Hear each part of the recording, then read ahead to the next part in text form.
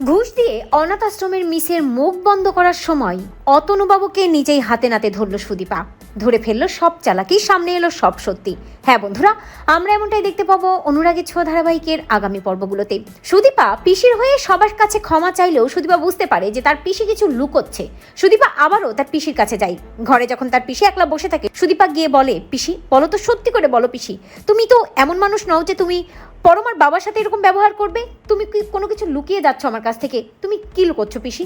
সত্যি করে বলো। কিন্তু পিসি কিছুতেই মুখ খোলে না, কারণ পিসি চায় না একই সাথে দু বোনের কপালটা এইভাবে শেষ হোক, সবাই কষ্টে থাকুক। তাই পিসি সুদীপাকে বলে, দিদিমণি আমি তোমাকে কিছুই বলতে পারবো না এর থেকে বেশি, শুধু এটুকুই মনে রাখো, আমি তোমার ক্ষতি চাই না, আমি তোমার ভালো চাই, আমি পরমারও ক্ষতি চাই না। একথা বলে পিসি ওখান থেকে চলে যায়। বেশ খটকা লাগে সুদীপার, ভাবতে থাকে কি হচ্ছে কেসব আমার সাথে, আমি কিছুই বুঝতে পারছি না। একদিকে আমার পরিচয় খোঁজা নিয়ে লড়াই, অন্যদিকে পিসি এমন করছে, আমি তো কিছু বুঝতে পারছি না। আমি কি করব এখন? কিভাবে আমার পরিচয় বের করব? আর কিভাবেই বা আমি আমার স্বপ্ন পূরণের পথে এগিয়ে যাব? আমি কোন লড়াইয়ের সম্মুখীন হলাম? সুদীপাও খুব আপসেট হয়ে যায়। তখন রূপা এসে সুদীপাকে বলে, মারে তুই কাঁদছিস কেন? কাঁদছিস কেন তুই?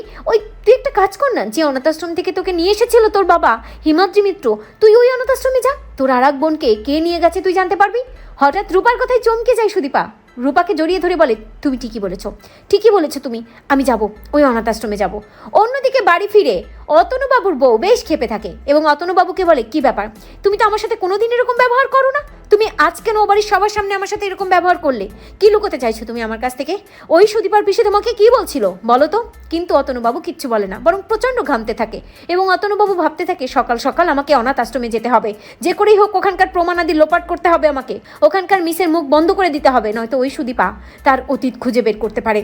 আমি জানি সুদীপার পিসি নিশ্চয়ই কোনো সত্যি কাউকে বলবে না, কারণ উনি সুদীপারও ভালো চাই, পরমারও ভালো চাই। কিন্তু সুদীপা সে যদি সত্যি পর্যন্ত পৌঁছে যায়, তাই তার আগেই আমাকে যা করার করতে হবে। পরদিন সকালবেলা অতনুবাবু ব্যাগ ভর্তি টাকা নিয়ে ওই অনাথ আশ্রমে চলে যায় এবং মিসের হাতে টাকাগুলো দিয়ে বলে, অনাথ আশ্রমের কাজে খরচ করবেন, আর যে সত্যি আমি আর আপনি জানি সেটা যেন আর কেউ না জানে। আমি যে ওই যমজদের একজনকে অ্যাডপ্ট করেছিলাম তা যেন কেউ জানতে না পারে। ঠিক তখনই সেখানে হাজির হয় সুদীপা। সুদীপা তার যমজ বোন কোথায় আছে মিসের কাছ থেকে জানার জন্য ওই অনাথ আশ্রমে যায় এবং অতনুবাবুর ওই টাকা দেওয়া দেখে সুদীপার মাথায় আকাশ ভেঙে পড়ে এবং বুঝতে পারে যে আমার অতীতের সাথে অতনুবাবু জড়িয়ে আছে। তো বন্ধুরা, তোমরা এটাই চাও তো এভাবেই যেন টাকা দেওয়ার সময় অতনুবাবুকে হাতে নাতে ধরে ফেলে সুদীপা? কমেন্ট করে জানাতে ভুলো না।